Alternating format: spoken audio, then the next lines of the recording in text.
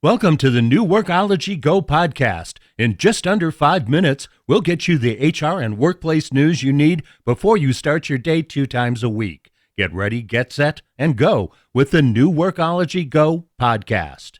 Here are today's HR and workplace news headlines from the Workology Go Podcast. I'm Jessica Miller-Merrill. This podcast is sponsored by HSA Bank. It's not like we have enough to worry about. You and I know that we already do. There's things like money and work and being late that create the most stress in our lives. However, I'm becoming increasingly concerned about how AI is being used as well as manipulating part of our lives. Today's featured story comes from CNN, which I found after seeing a pretty convincing video of Nancy Pelosi speaking that was shared on social media recently. YouTube quickly removed the video, but I started thinking about what's really driving this technology. Basically, it looked like Nancy was speaking, but it wasn't Nancy at all. It was artificial intelligence technology that was made to look like it was Nancy Pelosi. Another video by researchers was posted to YouTube a couple weeks ago, and it showed several examples of how convincingly this video spoofing or hacking can work using artificial intelligence. We saw animated versions of physicist Albert Einstein, actress Marilyn Monroe, and surrealist painter Salvador Dali. They were generated from iconic images of them, made to look like they were saying things and doing things. But each was missing something. Einstein's hairdo didn't quite move with his head, Dali's mustache was cut short, and Monroe's famous mole was absent from her cheek. Now, we'll embed the video in the transcript of the Workology Go podcast on the Workology.com website for you to see. It's pretty convincing, but I want us to go beyond the fake news, this fake video technology, and think about how this technology might be applied in the workplace and why it's important. I'm not talking about all this technology to scare you, but I do want to use this as an opportunity for you to learn more about artificial intelligence.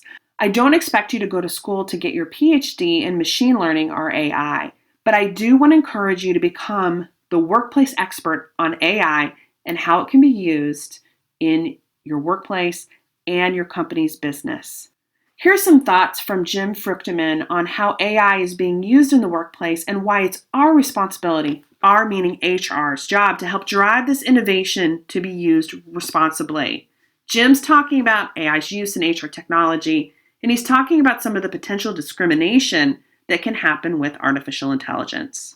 The challenge is that the vendors, and I've been a vendor, right? So I know making claims, but I'm always cautious about making claims that either I know are false. I think that's a very bad idea as a business person, or should know are false, or have been told are false, and I don't actually look into it.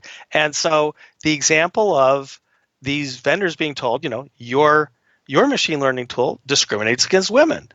It discriminates against African Americans or people of color. It discriminates against LGBT people. It discriminates against people with disabilities. And often the vendors say some variation on, well, we went into this field to make, a machine learning thing that doesn't see gender, doesn't see color, doesn't see sexual orientation, doesn't see disability.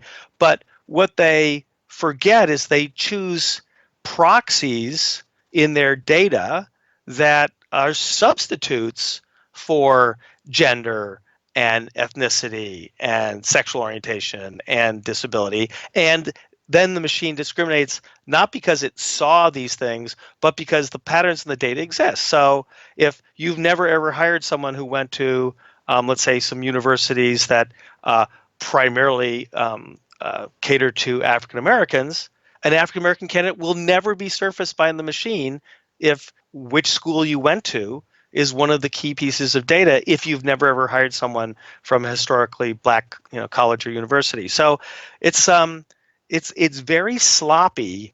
I think that many of the machine learning people should be embarrassed. And of course, this is not surprising to society at this moment in time when we see what Facebook and Google et al. Have actually done with their terrific machine learning algorithms, which are, let's say, not advancing the objectives of democracy and easy, safe living online. I'll link to Jim's interview as well as the other resources, but I just want to point out that it is really up to us to help educate our leaders on technology, especially this new tech that seems to be permeating everywhere. Otherwise, someone else is going to do it for us, which is why I want you as an HR leader to get involved. Take a class, read some of our resources on the Workology website about artificial intelligence, and sit down with your IT team. Talk with senior leadership about what you're learning and how collectively within the organization you can prepare for this changing landscape. It's going to get harder for us to figure out who the fakes are out there as the technology evolves. The tech is only going to get smarter, and fakes like Nancy's video will be almost impossible for us to see. Let's get educated, and you can become your company's artificial intelligence expert. I know you can do it. With health savings accounts, flexible spending accounts, health reimbursement arrangements, COBRA, and commuter benefits, HSA Bank is simplifying the health account experience for over 35,000 employers and 2.7 million members alike, inspiring everyone to own their health. Learn more at hsabank.com. And that's this episode of the Workology Go podcast, sponsored by HSA Bank. We're your go-to for HR and workplace news. I'm Jessica Miller-Merrill. Thank you for listening. To learn more about the Workology Go podcast, subscribe to us on Apple, Google, and Stitcher. Our podcast is also available on Alexa and Google Home. Learn more at workology.com/Go podcast and access this episode's resources, links, and reports for more information.